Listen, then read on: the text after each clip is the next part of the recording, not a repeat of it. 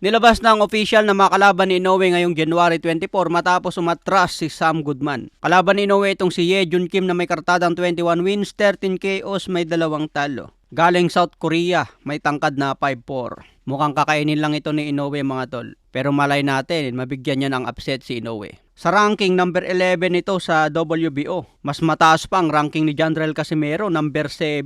Maraming fans nga ang nagsasabi na dapat si Jandrel Casimero na lang ang pinili ni Inoue. Dahil mas mataas pa ang ranking kumpara sa number 11. Mahirap kasi kung si Casimero dahil walang promoter sa ngayon. Kung nasa MP promotion sana si Cuadro Alas, baka kaya nilang ipalit si Jandrel Casimero kay Sam Goodman. Alam nyo naman mga tol kung gaano kalakas si Sean Gibbons. Nagawa nga ni Sean Gibbons bilang replacement si Magsayo laban kay Tank Davis. Kaya malamang kaya sana ni Sean Gibbons na replacement si Casimero kay Naoya Inoue. Pero hindi kasi under ng MP promotion si Casimero. So abangan natin, tuloy pa rin ang laban ni Inoue kontra South Korean boxer.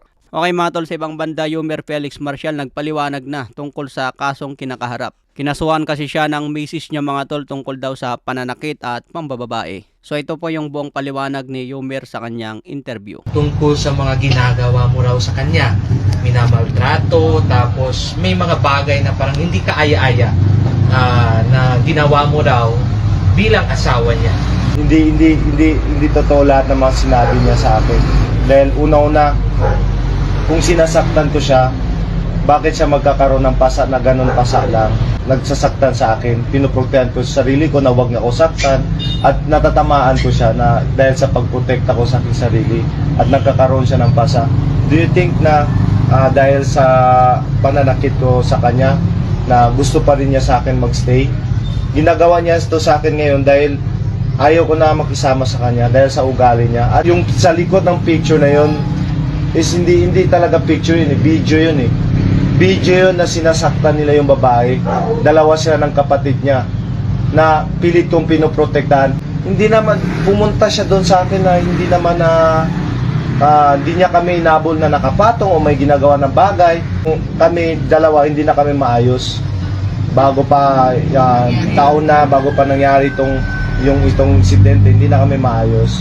Hindi na maayos yung relasyon niya dahil parati kami nag-aaway, parati niya ako sinasaktan. At alam ng mga kaibigan ko yan, alam ng pamilya niya, ng mga kapatid niya, alam nila lahat yan.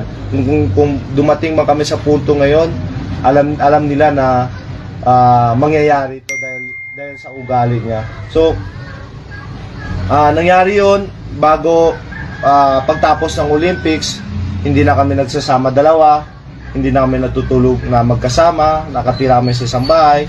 So, minsan ako lumalabas, pumupunta sa mga kaibigan ko, at yung babae na nakita nila sa video, kaibigan ko yun, sa picture, kaibigan ko yun, na isang beses na pinuntahan ko kasi taga-Sambuanga siya eh. Nagkita kami sa Makati, coincidence na nagkita kami, hindi taga-Sambuanga pala, nag-uusap, and then yun, nagsama.